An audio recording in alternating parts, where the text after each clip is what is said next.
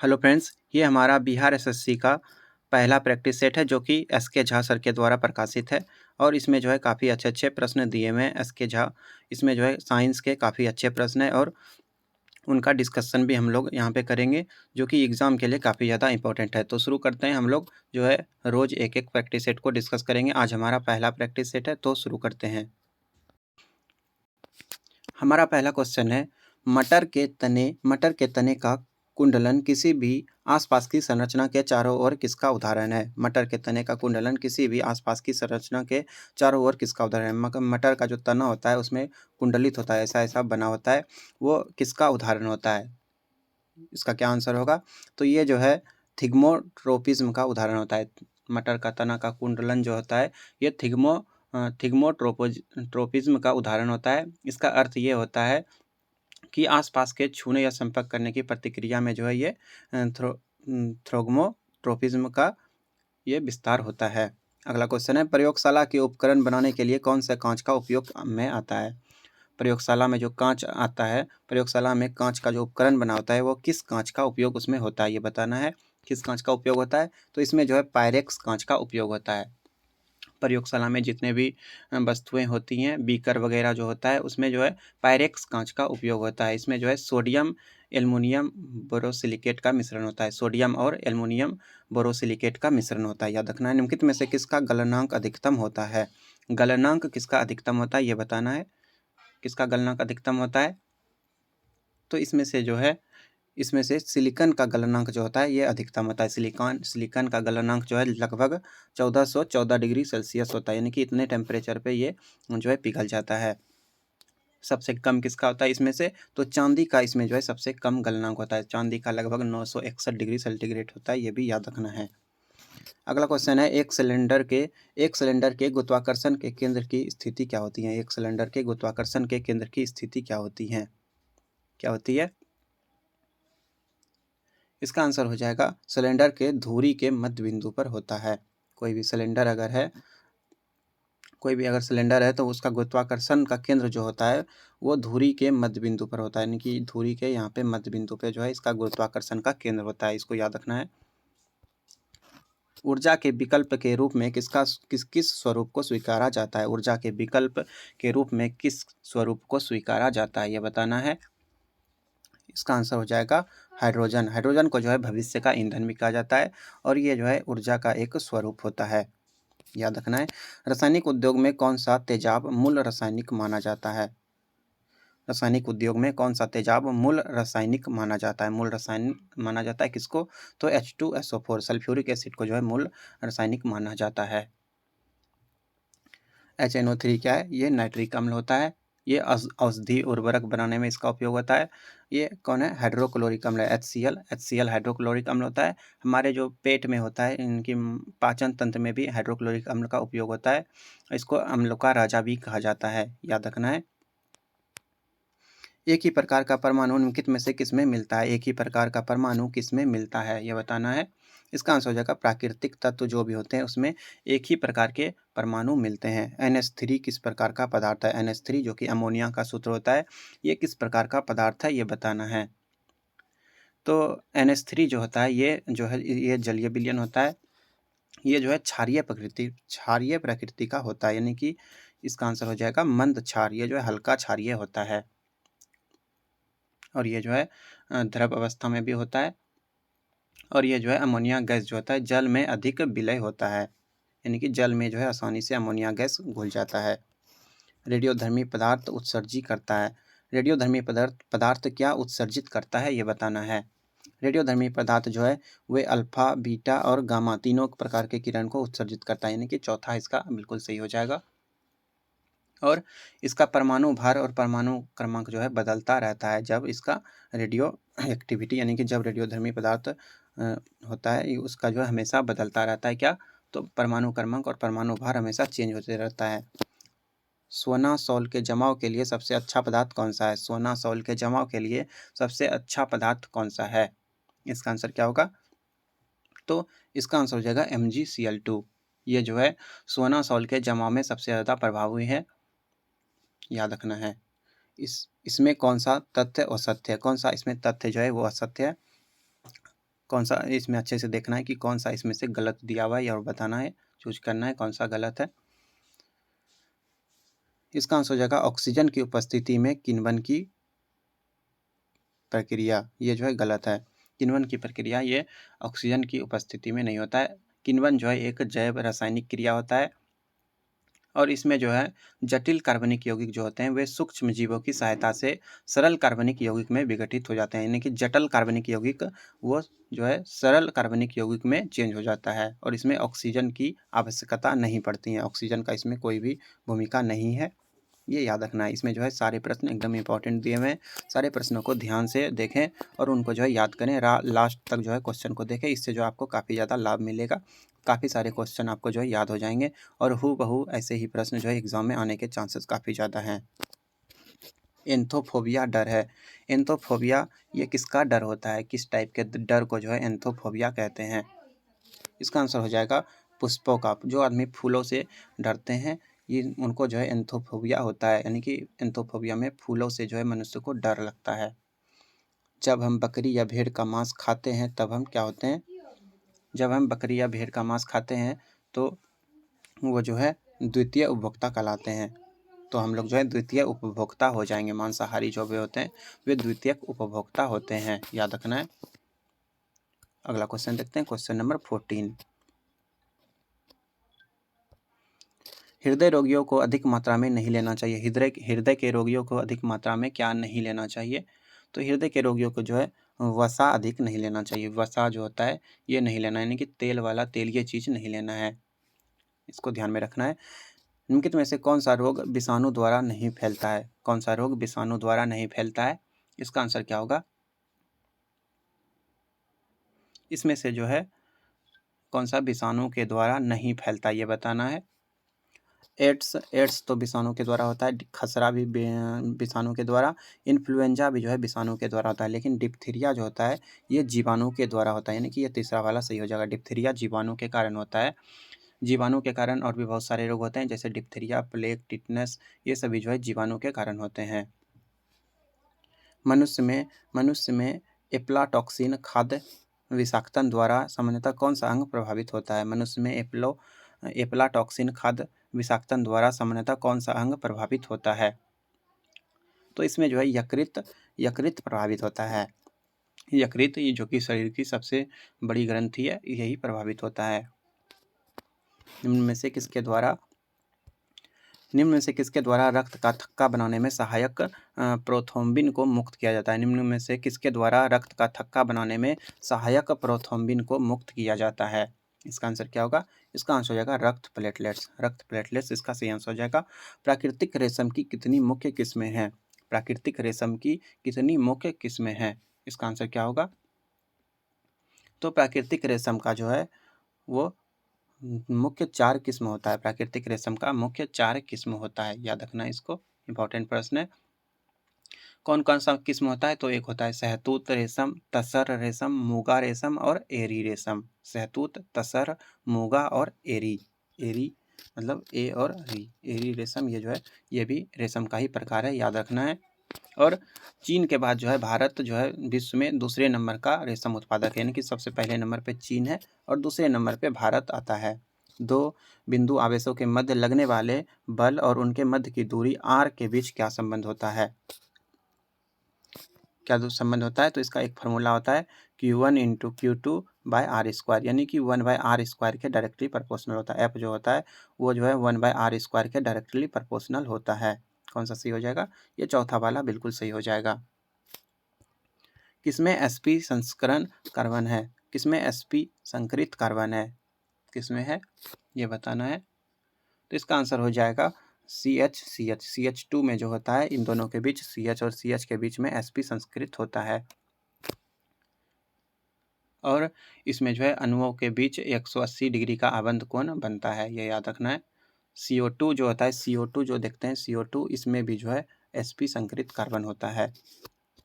किसकी ऑक्सीकरण संख्या सदैव 1 होती है, किसकी ऑक्सीकरण संख्या हमेशा 1 होती है, ये बताना है। एक किसका ऑक्सीकरण संख्या होता है, इसका आंसर हो जाएगा फ्लोरीन का ऑक्सीकरण संख्या जो है हमेशा 1 होता है। और ये जो है फ्लोरीन जो है ये सबसे अधिक विद्युत ऋणात्मक तत्व है, विद्युत ऋणात्मक तत्व है, याद रखना है। और इसमें जो है विद्युत फ्लोरीन में जो होता है इसमें 7 संयोजक इलेक्ट्रॉन होते हैं, 7 संयोजक इलेक्ट्रॉन होते हैं जो कि अभिक्रिया में भाग लेते हैं। -1 होता है इसका ऑक्सीकरण संख्या, याद रखना है। निम्नलिखित में से कौन सा एक प्रोटीन नहीं है? कौन सा प्रोटीन नहीं है ये बताना है। प्रोटीन नहीं है, कौन सा प्रोटीन नहीं है? इसका आंसर हो जाएगा लिम्फोसाइट। लिम्फोसाइट जो है ये प्रोटीन नहीं है। ये जो है खून का एक वो होता है, जैसे बीटा जो होता है वो लिम्फोसाइट होता है। लिम्फोसाइट जो है 2 प्रकार का होता है, एक बी लिम्फोसाइट होता है और एक टी लिम्फोसाइट होता है। ये दोनों लिम्फोसाइट होता है। और ये जो है प्रतिरक्षा प्रणाली का तंत्र होता है, यानी प्रतिरक्षा प्रणाली का जो है ये अणु होता है। ये हमारे शरीर को जो है प्रतिरक्षा करता है और बचाता है रोगों से। बाकी कोलोजन, रेशम और इलास्टिन ये सभी जो है प्रोटीन का ही टाइप है। निम्नलिखित में से कौन स्टेरॉइड का स्राव करता है? स्टेरॉइड का स्राव करता है, कौन करता है? इसका आंसर हो जाएगा पित्ताशय। पित्ताशय से जो है स्टेरॉइड स्रावित होता है, याद रखना है इसको। कौन स्रावित करता है? तो पित्ताशय स्रावित करता है। पित्तरस क्या होता है? पित्तरस जिसमें वर्णक और अम्ल होते हैं, यकृत द्वारा निर्मित होता है और यह पित्ताशय में संग्रहित होते हैं। पित्तरस जो है ये यकृत के द्वारा बनाया जाता है और ये पित्ताशय में जमा रहते हैं, याद रखना है। पित्त अम्ल जो होते हैं वे स्टेरॉइड से बनते हैं। पित्त अम्ल स्टेरॉइड से बनते हैं, ये भी ध्यान में रखना है। डैश श्वसन तंत्र का उपयोग कर पादप कोशिकाओं में ऊर्जा का उत्पादन करता है। क्या जो है श्वसन तंत्र का उपयोग कर पादप कोशिकाओं में ऊर्जा का उत्पादन करता है? इसका आंसर क्या होगा? इसका आंसर हो जाएगा सूत्रकनिका, जिसको माइक्रोकॉन्ड्रिया भी कहा जाता है। ये जो है माइक्रोकॉन्ड्रिया जो होता है ये दोहरी झिल्ली वाला अंग होता है, यानी कि इसमें 2 झिल्ली होता है, याद रखना है। और इसकी संख्या जो है पादप और पशु कोशिकाओं में भिन्न भिन्न होता है, यानी कि पादप में अलग होता है और पशु कोशिकाओं में जो है अलग माइक्रोकॉन्ड्रिया होता है, यानी कि इसका संख्या जो है वो अलग होता है। माइक्रोकॉन्ड्रिया पादप कोशिकाओं में ऊर्जा उत्पादन की इकाई होती है और यहाँ जो है एटीपी संश्लेषण होता है, एटीपी संश्लेषण होता है, ये याद रखना है। माइक्रोकॉन्ड्रिया में एटीपी संश्लेषण होता है, ये भी याद रखना है। विषाणुओं में डैश होता है, विषाणुओं में क्या होता है ये बताना है। तो विषाणुओं में जो है या तो आरएनए होता है या तो डीएनए होता है, दोनों में से एक ही होता है। विषाणु एक छोटा सा निर्जीव जीव होता है, ये सजीव नहीं होता है बल्कि निर्जीव होता है। और यह जो है प्रोटीन आवरण टर्म कैप्सिड से घिरा रहता है। विषाणु जो होते हैं एक प्रोटीन से घिरे रहते हैं जिसका नाम है टर्म कैप्सिड होता है, उससे ये जो है घिरा रहता है विषाणु, याद रखना है। और विषाणु में डीएनए या आरएनए जो है आनुवांशिक पदार्थ होता है। विषाणु जो होते हैं विषाणु पौधे और जानवरों दोनों को प्रभावित कर सकते हैं, ये सभी याद रखना है।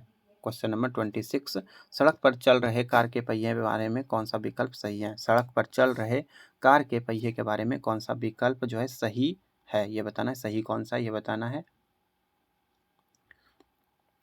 इसमें जो है स्थैतिक घर्षण सबसे अधिक होता है, ये याद रखना है। सड़क पे जो पहिया चल रहा होता है उसमें स्थैतिक घर्षण सबसे अधिक होता है। तो ये शुरू में तो स्थैतिक घर्षण हो जाएगा, उसके बाद हो जाएगा गतिज घर्षण, उसके बाद होगा बेल्डन घर्षण, यानी कि ये जो है दूसरा वाला सही हो जाएगा। स्थैतिक घर्षण के बाद काइनेटिक घर्षण, उसके बाद लोटनिक घर्षण। काइनेटिक घर्षण को जो है गतिज घर्षण भी कहते हैं और लोटनिक घर्षण को जो है बेलनिक घर्षण भी कहते हैं। ध्वनि की चाल भी और माध्यम का घनत्व रो के बीच क्या संबंध है? भी और रो के बीच में क्या संबंध है ये बताना है। भी और रो के बीच में क्या संबंध होता है? तो भी स्क्वायर बराबर होता है, भी स्क्वायर जो है ये डायरेक्टली प्रोपोर्शनल होता है 1/रो के। भी स्क्वायर डायरेक्टली प्रोपोर्शनल टू 1/रो होता है, ये याद रखना है। तो यहाँ पे जो है यहाँ पे पहला ऑप्शन सही हो जाएगा। बैगनी प्रकाश के तरंगदैर्घ्य का परास न्यूटन मीटर में क्या होगा? तरंग दैर्घ्य को लैम्ब्डा से सूचित करते हैं। इसमें बैंगनी रंग के तरंग दैर्घ्य का परास पूछा जा रहा है, कितना होता है? न्यूटन मीटर में बताना है। इसका आंसर हो जाएगा 380 से 450 होता है। बैंगनी रंग का तरंग दैर्घ्य 400 न्यूटन मीटर होता है लगभग, याद रखना है। गामा किरणें का तरंग दैर्घ्य जो होता है वो सबसे अधिक होता है। गामा किरण का तरंग दैर्घ्य सबसे अधिक होता है, ये भी याद रखना है। एक रोगी के शरीर के अंदर देखने के लिए क्या उपयोगी है? रोगी के शरीर के अंदर कैसे देखा जाता है? रोगी के शरीर के अंदर कुछ अगर गड़बड़ी है तो कैसे देखेंगे? तो इसको जो है उसको जो है उत्तल लेंस की सहायता से देखा जाता है। इसमें छोटा सा उत्तल लेंस लगाया जाता है और उससे जो है पूरे शरीर का, यानी कि उत्तल लेंस में जो है हमेशा छोटा प्रतिबिंब बनता है और इसमें जो है ज़्यादा विजन आता है, यानी कि छोटा सा लेंस में जो है बहुत सारा पार्ट दिख जाता है। जब प्रकाश दूसरे माध्यम में प्रवेश करता है तब क्या होता है? जब प्रकाश एक माध्यम से दूसरे माध्यम में प्रवेश करता है तो क्या होता है, ये बताना है। तो इसमें जो है आवृत्ति में परिवर्तन नहीं होता है, आवृत्ति में परिवर्तन नहीं होता है, जबकि तरंग दैर्घ्य में परिवर्तन हो जाता है। दूसरा ऑप्शन इसका सही हो जाएगा। आवृत्ति और चाल में जो है कोई परिवर्तन नहीं होता है।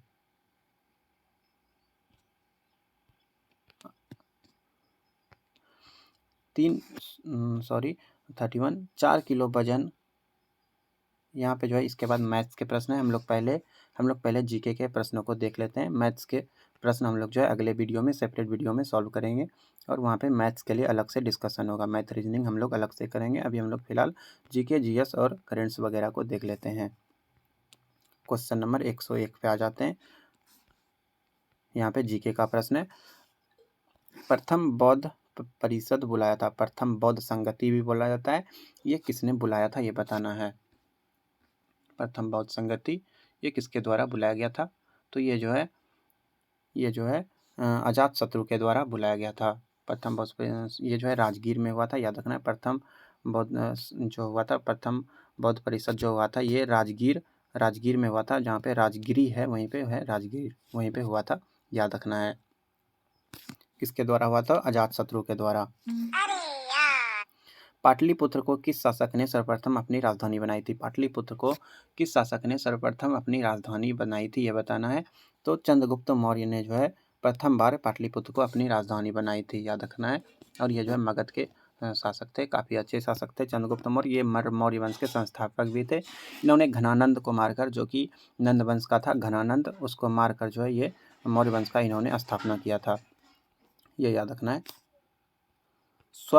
स्वप्नवासवदत्ता के लेखक कौन है? स्वप्नवासवदत्ता के लेखक कौन है, ये बताना है। इसके लेखक जो है वो भास हैं। भास जो है महाकवि भास को जो है ये लेखक इनका माना जाता है। और भास जो है ये कालिदास के पूर्ववर्ती थे, ये याद रखना है। तराइन के दूसरे युद्ध में निम्नलिखित में से कौन सा भारतीय शासक पराजित हुआ था? तराइन का जो द्वितीय युद्ध हुआ था ये जो है 1192 में हुआ था और ये जो है पृथ्वीराज चौहान और मोहम्मद गौरी के बीच हुआ था। पृथ्वीराज चौहान और मोहम्मद गौरी के बीच हुआ था। और द्वितीय युद्ध में जो है कौन हारा था? तो द्वितीय विश्व युद्ध में जो है पृथ्वीराज चौहान के हार हुई थी। पहले में पृथ्वीराज चौहान जीते थे, लेकिन दूसरे में जो है पृथ्वीराज चौहान की हार हो गई थी, ये याद रखना है। अगला क्वेश्चन नंबर 105, हुमायूं का मकबरा कहाँ स्थित है? हुमायूं का मकबरा ये दिल्ली में स्थित है, याद रखना है। दिल्ली में स्थित है हुमायूं का मकबरा। और इस मकबरे को जो है हुमायूं की एक पत्नी थी, रानी बेगम, इन्होंने ही जो है इसको हाजी बेगम भी कहा जाता है, इनके द्वारा ही इसको बनाया गया था। 1570 में बनाया गया था, 1570 में बनाया गया था, ये याद रखना है। और फारसी वास्तुकारों ने जो है इसमें डिजाइन किया था हुमायूं का मकबरा, जो कि दिल्ली में, याद रखना है। पद्मावत किसने लिखा है? पद्मावत के लेखक जो हैं ये मोहम्मद पद्मावत किसने लिखा है? तो इसके लेखक जो हैं वो मोहम्मद जायसी हैं, मोहम्मद जायसी, मलिक मोहम्मद जायसी, ये पद्मावत के लेखक है। एक पद्मावत मूवी भी है जो कि काफ़ी ज़्यादा मूवी अच्छा है, देख सकते हैं उसको। पुर्तगालियों की प्रथम फैक्ट्री भारत में कहाँ स्थापित की गई थी? पुर्तगालियों की प्रथम फैक्ट्री भारत में कहाँ स्थापित हुई थी, ये बताना है। तो पुर्तगालियों ने जो अपनी पहली कोठी स्थापित की थी वो कोचीन में 1503 में स्थापित की थी। कहाँ की थी? कोचीन में। कोचीन में सबसे पहले इन्होंने 1503 में अपना पहला फैक्ट्री स्थापित किया था। इसके बाद 1505 में उन्होंने जो है कन्नूर, गोवा और हुगली में स्थापित किया था। 1505 में जो है उन्होंने कन्नूर, गोवा, हुगली और दमन द्वीप में स्थापित किया था। सबसे पहले कोचीन में 1503 में किया था, गोवा में 1505 में किया था, ये भी याद रखना है। निम्नलिखित बंगाल के नवाबों में से प्लासी के युद्ध में अंग्रेजों से कौन पराजित हुआ था? निम्नलिखित बंगाल के नवाबों में से प्लासी के युद्ध में अंग्रेजों से कौन पराजित हुआ था, ये बताना है। तो इसका आंसर हो जाएगा सिराजुद्दौला। प्लासी का युद्ध जो है इसमें सिराजुद्दौला पराजित हो गया था। ये जो है 23 जून 1757 में हुआ था। प्लासी का युद्ध 23 जून 1757 में हुआ था और ये जो है गंगा नदी के किनारे ये युद्ध हुआ था, याद रखना है। और इसमें जो है एक और ब्रिटिश ईस्ट इंडिया कंपनी का सेना था और दूसरे ओर में जो है बंगाल का नवाब का सेना था और इसमें बंगाल के नवाब जो थे सिराजुद्दौला उनका हार हो गया था और रॉबर्ट क्लाइव जो है जीत गया था, ये याद रखना है। अंग्रेजों ने श्रीरंगपट्टनम की संधि किसके साथ की थी? अंग्रेजों ने श्रीरंगपट्टनम की संधि किसके साथ की थी, ये बताना है। तो अंग्रेजों ने श्रीरंगपट्टनम की संधि जो है ये टीपू सुल्तान के साथ की थी। टीपू सुल्तान मैसूर के जो है ये प्रमुख शासक थे। मैसूर का शेर भी इसको कहा जाता था। और अंग्रेजों ने जो है श्रीरंगपट्टनम की संधि जो है टीपू सुल्तान के साथ ही की थी। कब हुआ था ये संधि? ये संधि जो है 1792 में हुआ था। श्रीरंगपट्टनम का संधि जो है 1792 में हुआ था, याद रखना है। किसने बंगाल में महलवारी बंदोबस्त प्रणाली की शुरुआत की थी? किसने बंगाल में महलवारी बंदोबस्त प्रणाली की शुरुआत की थी, ये बताना है। महलवारी बंदोबस्त का शुरुआत जो है हॉल्ट मैकेंजी के द्वारा किया गया था। कब किया गया था? तो 1819 में जो है महलवारी बंदोबस्त प्रणाली शुरू हुआ था। लॉर्ड मैकेंजी के द्वारा शुरू हुआ था और ये जो है उत्तर प्रदेश, मध्य प्रदेश, पंजाब में सबसे पहले लागू हुआ था, ये याद रखना है। अगला क्वेश्चन, 1857 के विद्रोह को किसके द्वारा प्रथम भारतीय स्वतंत्रता संग्राम के रूप में वर्णित किया गया?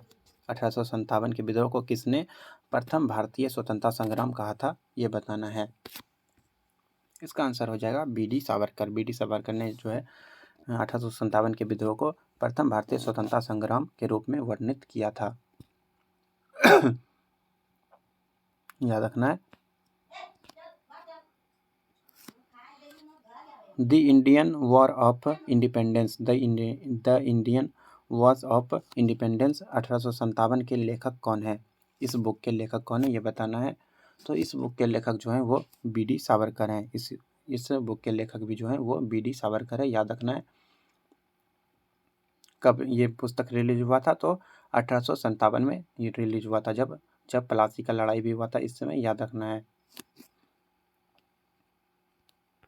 हिंदू कॉलेज कलकत्ता के संस्थापक कौन थे? हिंदू कॉलेज कलकत्ता के संस्थापक कौन थे, ये बताना है। हिंदू कॉलेज कलकत्ता के संस्थापक कौन थे? तो इसके संस्थापक जो है राजा राम मोहन रॉय थे। राजा राम मोहन रॉय ये हिंदू कॉलेज की स्थापना इन्होंने ही की थी और हिंदू कॉलेज को वर्तमान में जो है प्रेसिडेंसी विश्वविद्यालय के नाम से जाना जाता है। प्रेसिडेंसी विश्वविद्यालय के नाम से जाना जाता है हिंदू कॉलेज को। राजा राम मोहन रॉय ने इसका स्थापना किया था और वेदांत कॉलेज का स्थापना भी जो है राजा राम मोहन रॉय ने किया था, याद रखना है।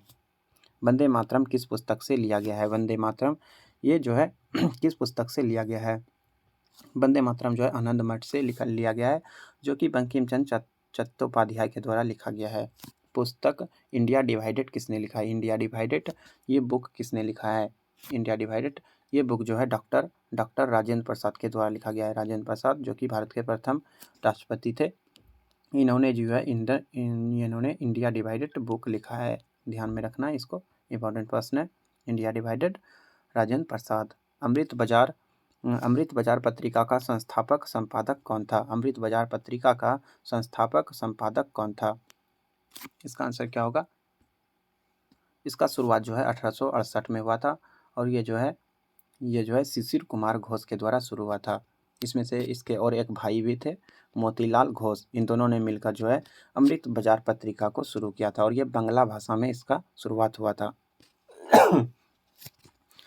अगला क्वेश्चन है, हिंदू मुस्लिम एकता एवं महात्मा गांधी के आदर्शों के प्रसार हेतु सितंबर 1921 में मदरलैंड समाचार पत्र किसने प्रारंभ किया था? हिंदू मुस्लिम एकता एवं महात्मा गांधी के आदर्शों के प्रसार हेतु सितंबर 1921 में मदरलैंड समाचार पत्र किसने शुरू किया था? ये बताना है। मदरलैंड समाचार पत्र ये जो है मजहरुल हक के द्वारा शुरू किया गया था। मजहरुल हक के द्वारा 1921 में शुरू किया गया था, ये याद रखना है। और गांधी जी ने इन्हें जो है देश भूषण की उपाधि दी थी। मजहरुल हक को गांधी जी ने देश भूषण की उपाधि दी थी, ये भी याद रखना है। अगला क्वेश्चन देखते हैं, सभी पंचायत संस्थाओं में पदों का कितना भाग महिलाओं के लिए आरक्षित है? पंचायत संस्था में महिलाओं के लिए कितना भाग आरक्षित है? इसका आंसर हो जाएगा 1/3 भाग, यानी कि 3 में से 1 भाग महिलाओं के लिए आरक्षित है। अनुच्छेद 40 ये जो है ग्राम पंचायत के संगठन से संबंधित है। अनुच्छेद 40 ये भी याद रखना है। नीचे दिए गए विभिन्न आधारों में से संविधान के अनुच्छेद 15 में से राज्य द्वारा किस भेदभाव को प्रतिबंधित नहीं किया गया है? नीचे दिए गए विभिन्न आधारों में से संविधान के अनुच्छेद 15 के द्वारा राज्य किस भेदभाव को प्रतिबंधित नहीं किया गया है? इसका आंसर हो जाएगा भाषा। संविधान के अनुच्छेद 15 में ये दिया गया है कि धर्म, नस्ल, जाति, लिंग और जन्म के स्थान पर जो है भेदभाव पर ये जो है रोक लगाता है, लेकिन भाषा के आधार पर रोक नहीं है, ये ध्यान रखना है। भाषा का इसमें कोई उल्लेख नहीं है। अनुच्छेद 15 में डैश का अर्थ उन मामलों से है जिन पर उच्चतम न्यायालय उससे पहले निचली अदालतों में जाए बिना सीधे विचार कर सकता है, यानी कि बिना किसी नीचे की अदालत में गए डायरेक्ट उच्चतम न्यायालय में जा सकता है।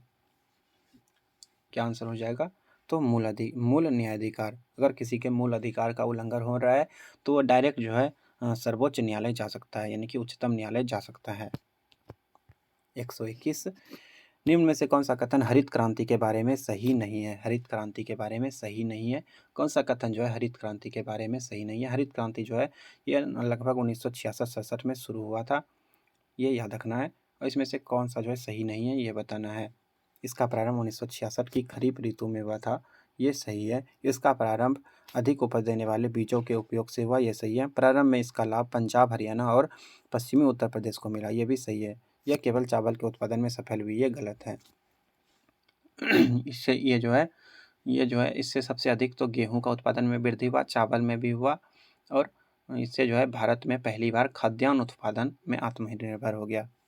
हाल ही में भारत में बाढ़ की घटनाएं क्यों बढ़ रही हैं? हरित क्रांति के अगर जनक पूछे जाएंगे तो क्या हो जाएगा आंसर?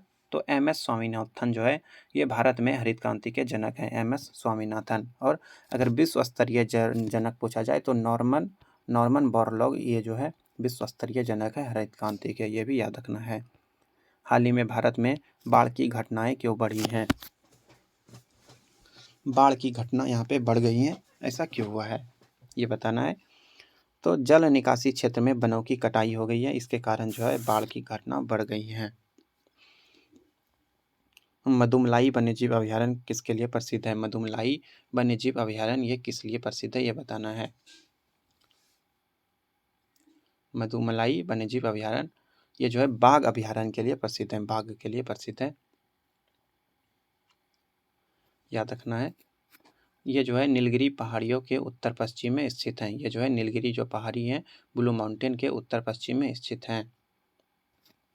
और ये जो है तमिलनाडु, केरल, कर्नाटक के साथ अपनी सीमा को साझा करता है, यानी कि मदुमलाई वन्यजीव अभयारण्य का सीमा तमिलनाडु, कर्नाटक और केरल के साथ लगता है। निम्नलिखित में से किस उद्योग को सनराइज उद्योग के नाम से जाना जाता है? सनराइज उद्योग के नाम से जाना जाता है, ये बताना है। इसका आंसर हो जाएगा सूचना एवं प्रौद्योगिकी। सूचना एवं प्रौद्योगिकी इसको जो है सनराइज उद्योग के रूप में जाना जाता है। पृथ्वी का वह क्षेत्र है जहाँ सजीव प्राणी पाए जा सकते हैं, जहाँ उसका जीवन यथापन हो सकता है। डैश पृथ्वी का वह क्षेत्र है जहाँ सजीव प्राणी पाए जाते हैं, जहाँ उनका जीवन यापन हो सकता है, उस स्थान को क्या कहते हैं? तो वो है जैव मंडल। समताप मंडल जहाँ पे एरोप्लेन उड़ता है, क्षोभ मंडल जहाँ पे मौसमी घटना होता है, ये सभी याद रखना है। कौन सा राज्य भारत का संरक्षित राज्य है? भारत का संरक्षित राज्य कौन सा है? इसका आंसर हो जाएगा सिक्किम। सिक्किम जो है भारत का संरक्षित राज्य है। गंगा के मैदानों की पुरानी कछारी मिट्टी क्या कहलाती हैं? पुरानी कछारी मिट्टी को क्या कहते हैं ये बताना है। तो पुरानी कछारी मिट्टी को जो है बांगर कहा जाता है और नए कछारी मिट्टी को खादर कहा जाता है। नए को खादर, पुराने को बांगर कहा जाता है।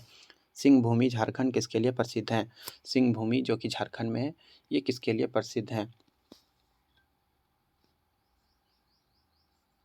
तो ये जो है किसके लिए प्रसिद्ध है? ये तांबा के लिए प्रसिद्ध है। ये तांबा के लिए प्रसिद्ध है, ये याद रखना है। क्वेश्चन नंबर अब 129 देखते हैं। 129 निम्नलिखित केंद्र शासित प्रदेशों में से ओजो जनजाति के लोग किसमें रहते हैं?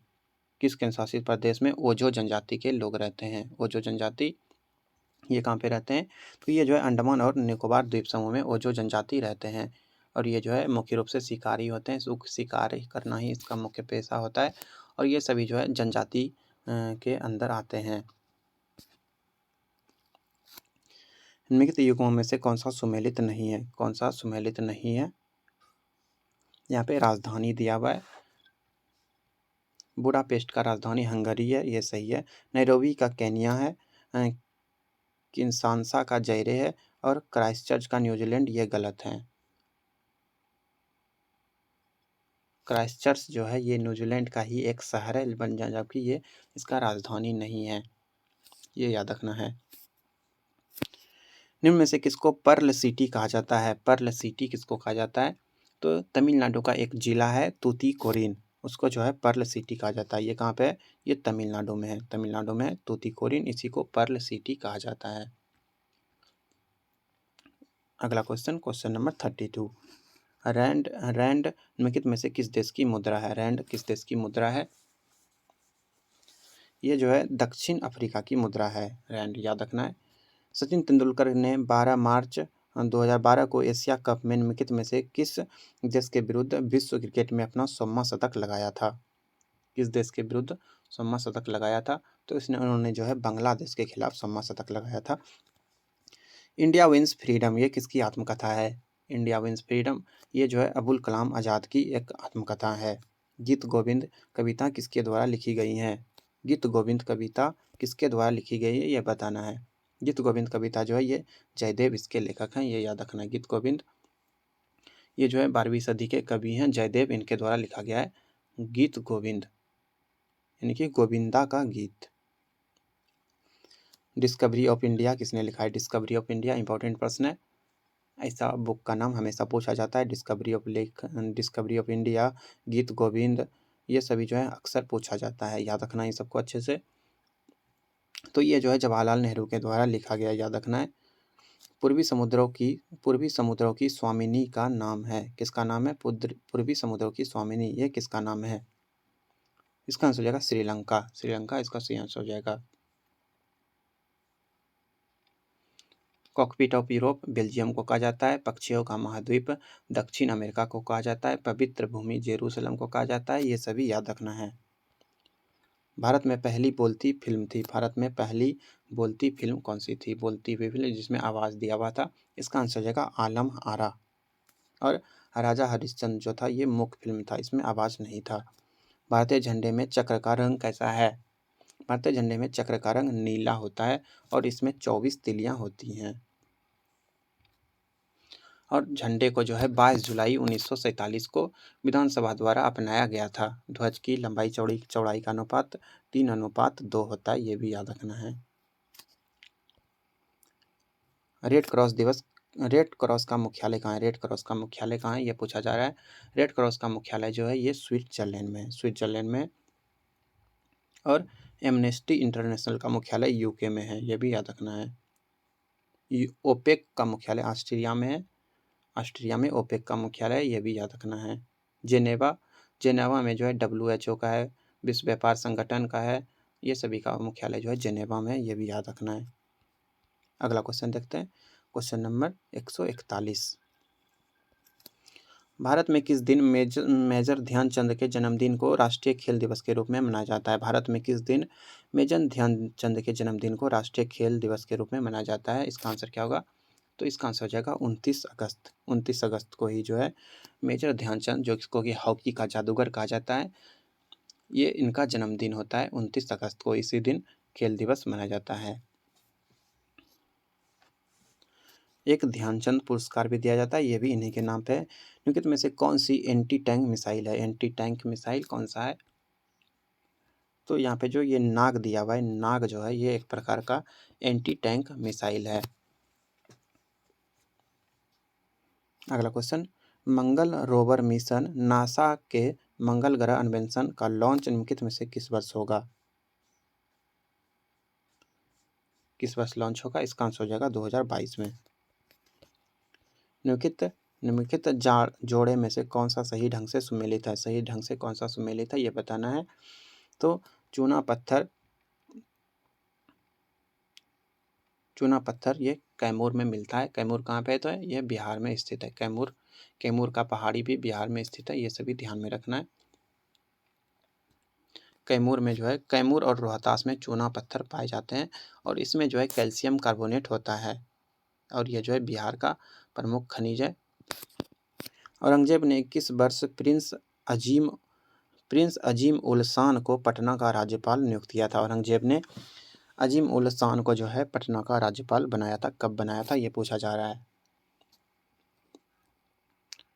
ये जो है औरंगजेब का पोता था और इनको जो है 1703 में पटना का राज्यपाल बनाया गया था। औरंगजेब का पोता था अजीम उल शान।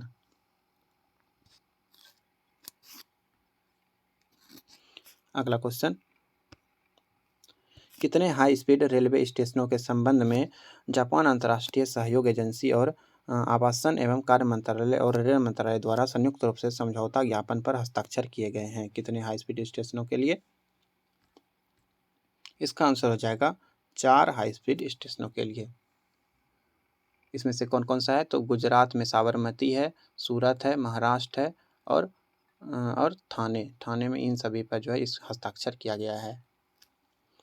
बजट 2023 में MSME के लिए क्रेडिट गारंटी योजना कितने राशि के साथ शामिल किया गया है? क्रेडिट गारंटी योजना ये कितने राशि के लिए शामिल किया गया है? इसका आंसर हो जाएगा 9,000 करोड़। 9,000 करोड़ इसका सही आंसर हो जाएगा। बुद्ध पूर्णिमा जिसे बुद्ध जयंती के नाम से जाना जाता है, बुद्ध पूर्णिमा जिसे बुद्ध जयंती के नाम से जाना जाता है 5 मई 2023 को मनाई गई है। इस दिन भगवान बुद्ध की कौन सी जयंती है? इस दिन भगवान बुद्ध की कौन सी जयंती है ये बताना है। तो इस दिन जो है भगवान बुद्ध की 2585वीं जयंती है। भगवान बुद्ध की 50वीं जयंती है, याद रखना है।